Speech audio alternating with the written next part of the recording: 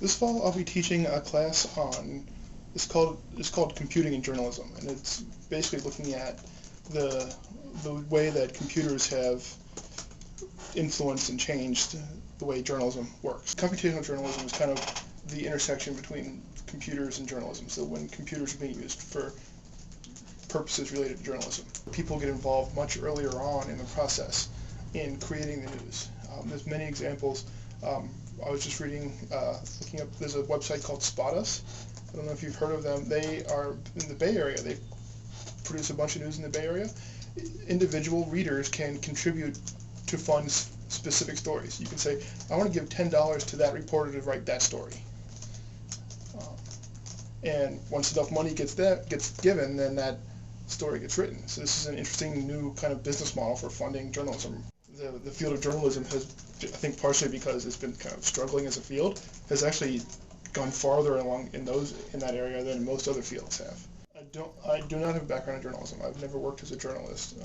Obviously did not graduate from a journalism school. It's more that the work that I do and the areas that I study are really interesting to a lot of the journalists around here, and I think it's a very important part of journalism going forward, and it's something that I'm moving into. In general, my research looks at social media websites, so websites like Twitter, Facebook, Delicious, sites like that. Mm-hmm. The interesting thing to me about the sites is the way that all the interesting information on them is contributed by other people.